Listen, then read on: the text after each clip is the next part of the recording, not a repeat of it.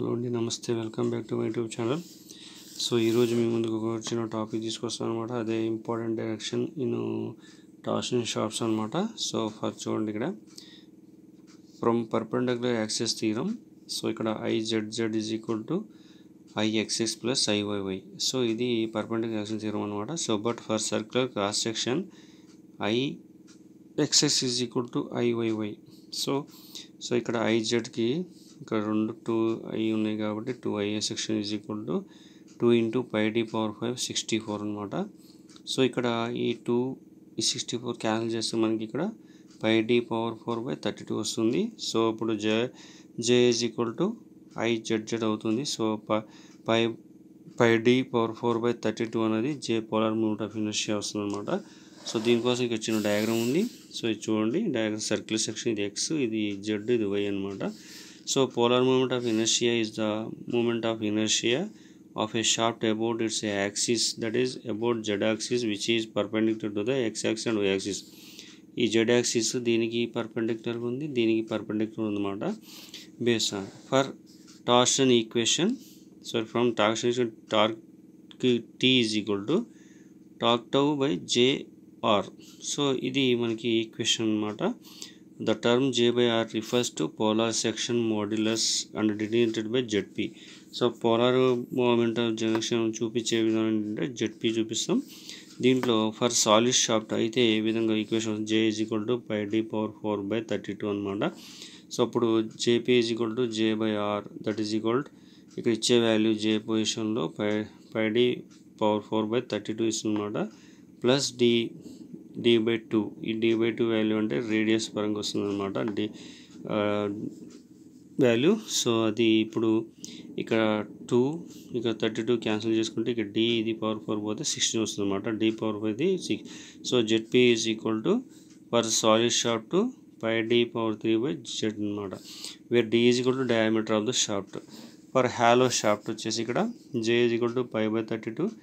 D కాబట్టి capital D⁴ minus small d⁴, internal diameter, external diameter అనమాట. ZP is equal to J/R is equal to, so ఇక్కడ ZP value ఏదైతే ఉందో πd⁴3 16.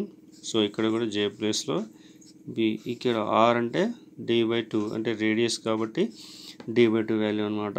So దీని ప్రకారంగా మనకి ఏదైతే 2 ఉందో ఈ 2 క్యాన్సిల్ అవుతుంది, ఈ D ఇక్కడ 16 ఉంటుంది కాబట్టి వస్తుంది పైకి D⁴ minus small d⁴, where small d is equal to internal diameter and capital D is equal to external diameter అనమాట.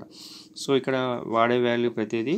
సో J అంటే పోలార్ మూమెంట్, ఇక్కడ ఉన్నది హాలో షాఫ్ట్, ఇక్కడ వచ్చేసి సాలిడ్ షాఫ్ట్ అనమాట J పోలార్. అలాగే ఇక్కడ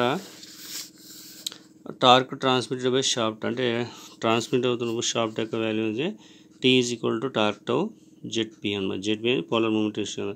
సో ఇక్కడ T ఈజ్ ఈక్వల్ టు ఇక్కడ టార్క్ టౌ ఇంటూ పోలార్ మూమెంటేషన్ ZP అంటే πd⁴/16 ఫర్ సాలిడ్ షాఫ్ట్. అలాగే for hello షాఫ్ట్కి T is equal to torque tau into capital D⁴ minus small d⁴/16 × D for hollow shaft.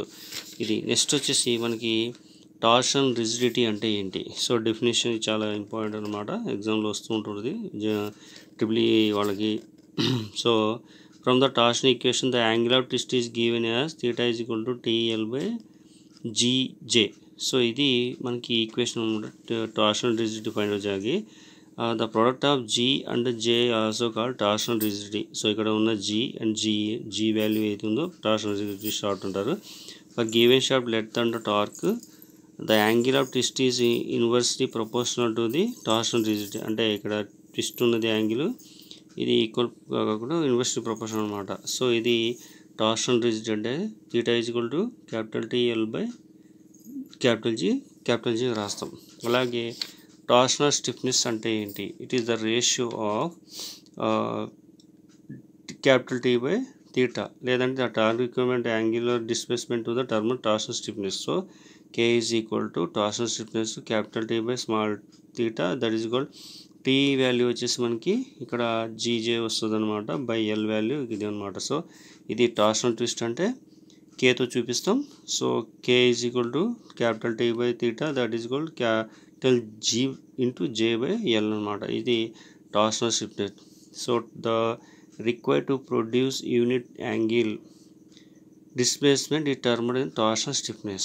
ఇది దీనికి equation అనమాట. So next వచ్చేది మనకి ఇక్కడ power transmitted by shaft. So power transmitted by shaft ఎలా ఉంటుంది ఏంటి చూసుకున్నట్టయితే మనకి ఇక్కడ సో ఇక్కడ చూడండి the shaft are used to transmit power. The power transmitted by the shaft given P is equal to 2π/NT/60 watts అనమాట.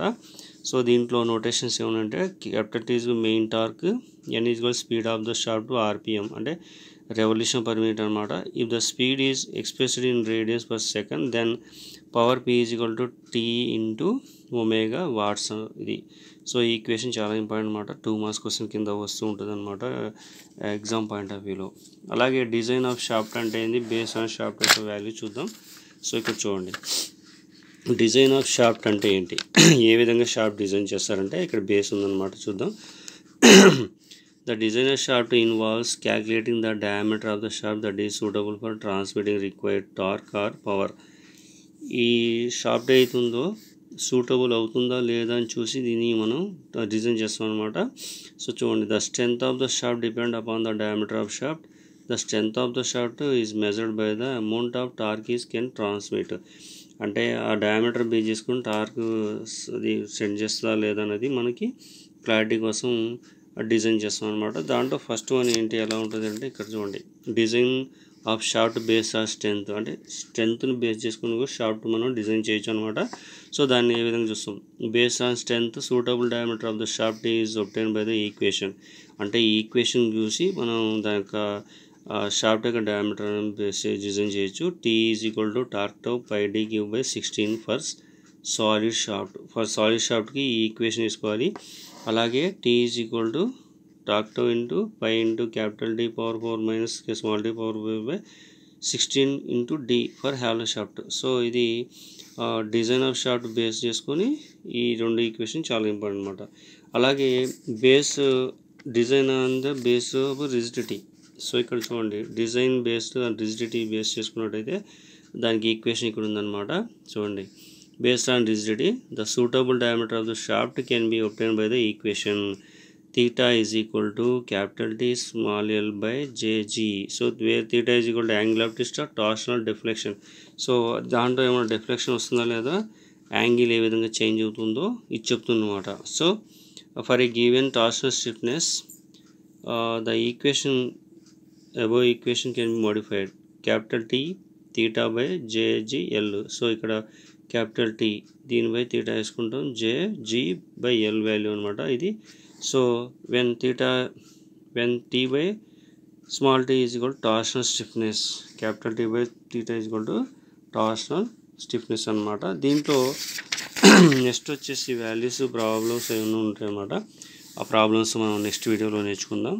సో ఇది మనకి ఈ వీడియో కానీ మీకు నచ్చినట్లయితే లైక్ చేయండి, కామెంట్ చేయండి, సబ్స్క్రైబ్ చేయండి నా యూట్యూబ్ ఛానల్ని. సో ప్రాబ్లమ్స్ వచ్చేసి మనం నెక్స్ట్ వీడియోలో నేర్చుకుందాం. Thank you for watching this video. ఉంటాను, బాయ్.